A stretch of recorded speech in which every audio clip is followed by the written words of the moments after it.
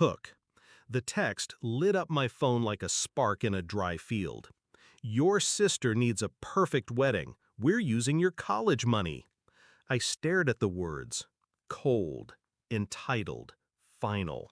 And I typed back only one line. I want her to be happy too. What my mother forgot was simple. There was no college fund left to take. I had graduated Harvard Medical School debt-free.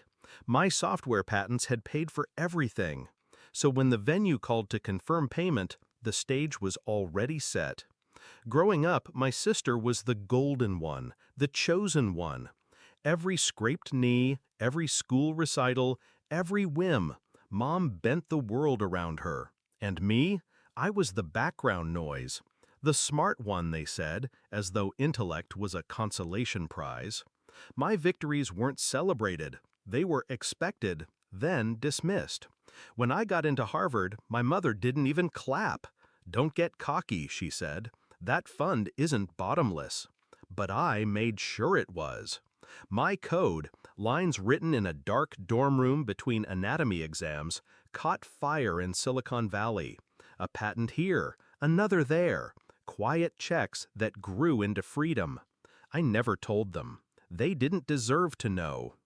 The betrayal wasn't in the text itself. It was in the assumption, the certainty that what was mine was always theirs, that my years of sacrifice could be siphoned off for centerpieces and champagne toasts. I scrolled through their group chat later, hidden from their eyes. Plans stacked up, floral arches, a string quartet, lobster towers. My mother bragging, the fund will cover it, no need to worry. They didn't even ask. They didn't think they needed to. That was when the cold clarity settled in. They thought I was still a child clutching at their approval. They had no idea who I had become. I didn't rage. Rage leaves fingerprints. I planned. I called the venue myself. Calm, professional, like the surgeon I'd trained to be. Yes, I'm the one associated with the family's account, I said. I'd like to make some adjustments. The manager hesitated. I could hear the clicking of her keyboard. Of course, what adjustments? Payment structure, I replied. No charges until full verification of the funding source. I'll provide documentation. She agreed. Business is easier when you sound like you're holding the strings. Then I called my attorney, not for battle, but for paperwork. Transfers, proof, a firewall of contracts that made one thing clear: my so-called college fund was mine, inaccessible to anyone else. I waited, silent, watching. 2 weeks before the wedding, my sister called, chirping in my ear.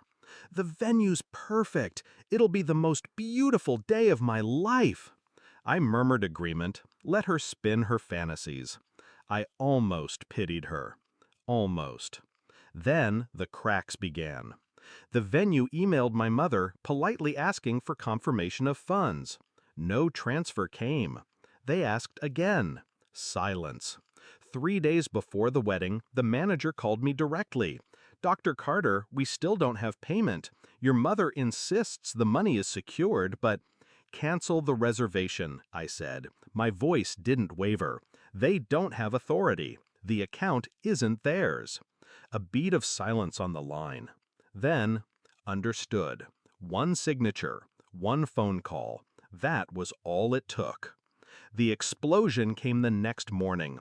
My mother stormed into my apartment, my sister trailing behind her in tears. "How could you do this?" she spat. "Your sister's wedding, ruined!" I let her scream. I let the venom pour out until her voice cracked. Then I stood, calm, controlled. "You tried to steal from me," I said softly. "Again!" "It was for family," she snapped. "No," I said. "It was for her. Just like everything has always been. You've taken from me since I was a child. My car, my time, my silence, but not this." My sister broke then, sobbing, begging me to reconsider. "Please, it's my wedding." "You should have asked," I said. "You should have respected what wasn't yours." Her tears didn't move me. I'd wept alone too many times to be swayed now. They scrambled. They found a dingy hall across town, decorated with plastic tablecloths and dollar store candles.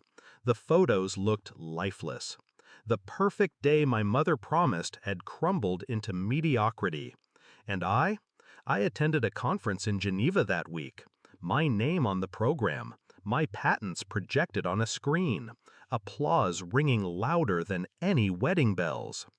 I thought about their faces as the venue doors stayed locked, about my mother's voice shrill with disbelief when entitlement finally met a wall. It wasn't rage I felt then, not even triumph. It was peace, because for the first time in my life, they couldn't touch me, and they finally learned the truth. The boy they dismissed had grown into a man they couldn't control.